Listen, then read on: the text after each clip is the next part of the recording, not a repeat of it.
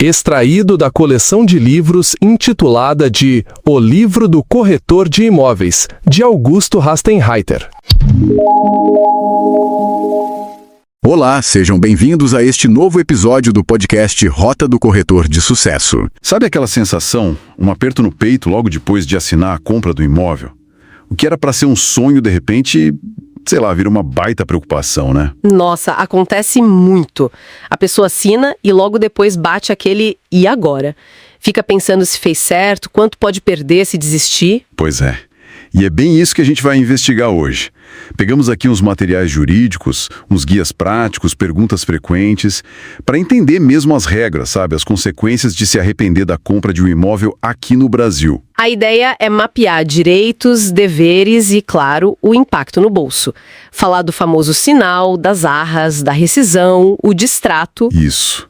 Tentar desmistificar um pouco essas cláusulas, entender a proteção que existe. Ok. Bom, vamos desvendar isso então. Perfeito.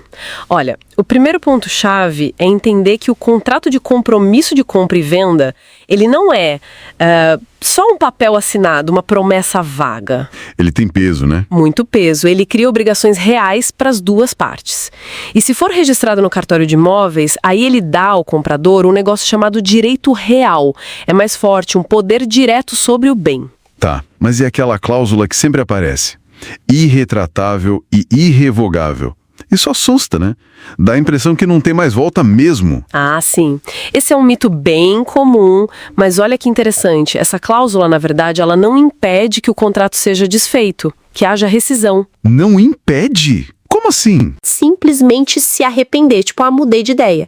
Se alguém desiste tendo essa cláusula, não é um simples arrependimento, é considerado uma quebra de contrato. Inexecução contratual. Ah, entendi. Aí sim entram as penalidades, tipo perder o sinal que foi dado. Exatamente. A consequência fica mais pesada, tratada como descumprimento. Mas rescindir, acabar com o contrato, continua sendo possível, só que com essas penalidades. Faz sentido. E você falou do sinal, as arras. Parece que esse é o ponto central quando a gente fala de desistência e de quanto dinheiro vai pro ralo, certo? Com certeza. O tipo de arras definido no contrato muda tudo em relação às perdas financeiras. Basicamente, a gente tem duas modalidades, né? Quais são? Bom, primeiro tem as arras confirmatórias. Essas são a regra geral, sabe? Se o contrato não fala nada específico sobre poder se arrepender, valem elas. O nome já diz. Elas confirmam que o negócio é pra valer, é obrigatório. Ok, confirmatórias. E se alguém desiste? Se o comprador desistir, ele perde o valor que deu de sinal. Se for o vendedor quem desiste, aí ele tem que devolver o sinal em dobro para compensar o comprador. Dobro? Isso. E um detalhe importante aqui.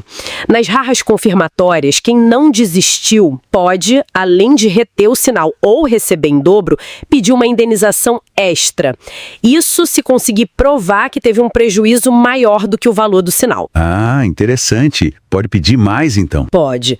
Mas atenção. Não dá para acumular a perda do sinal com outra multa pela rescisão que esteja prevista no contrato. Seria uma punição dupla pelo mesmo fato, o que o direito chama de bis in idem. É ou o sinal ou a multa contratual, geralmente o que for maior, mais a indenização suplementar se houver. Entendi. E qual é o outro tipo de arras? São as arras penitenciais. O nome também ajuda. Elas funcionam como uma pena, uma penitência pré-acordada para quem se arrepender. Para valerem, precisa ter uma cláusula bem clara no contrato dizendo que as partes podem se arrepender. Tem que estar inscrito, então. Exato, tem que estar explícito. E aqui a lógica é diferente. Quem desiste simplesmente paga o valor das arras, perdendo o sinal se foi o comprador ou devolvendo em dobro se foi o vendedor. E ponto final. Ah, não tem discussão de prejuízo extra? Não tem. As arras penitenciais já fixam o valor da indenização pela desistência. Ninguém pode pedir mais nada além daquilo. Isso traz mais previsibilidade, né? Você já sabe exatamente quanto custa se arrepender. Clareia bastante as coisas. Fica óbvio que ler cada linha do contrato é fundamental. Essencial. Cada palavra ali pode fazer uma diferença enorme no bolso depois. E além dessas regras das arras, tem mais alguma proteção direta na lei? Tipo, um tempinho para pensar melhor depois de assinar? Tem sim. Existe o chamado direito de arrependimento de 7 dias previsto no Código de Defesa do Consumidor e reforçado pela Lei do Distrato. Mas muito cuidado aqui. Qual detalhe? Esse prazo de 7 dias só vale, via de regra, para contratos assinados fora do estabelecimento comercial do vendedor. Pensa assim, feirões de imóveis, vendas porta a porta, estandes montados em shoppings. Ah, só nessas situações. Se eu fui até a sede da construtora, por exemplo, aí não vale.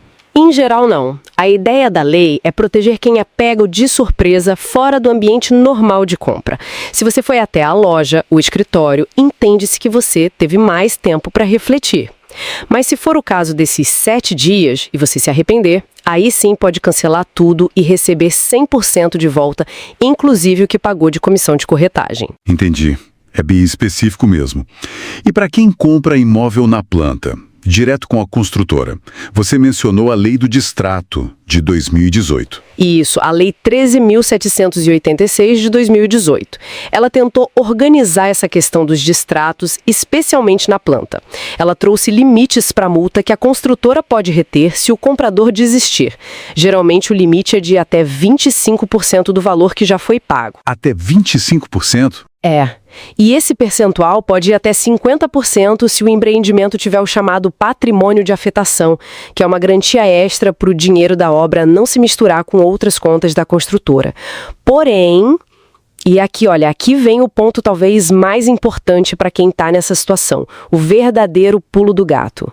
Opa, gosto do pulo do gato. É aqui que a coisa fica interessante de verdade, né? Fica. Porque, apesar do que diz a Lei do Distrato, o que tem prevalecido mesmo é o entendimento do Superior Tribunal de Justiça, o STJ. Ah, a jurisprudência. Exato.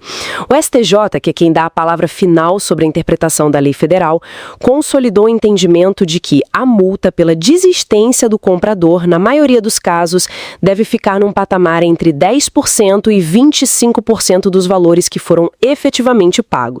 Peraí.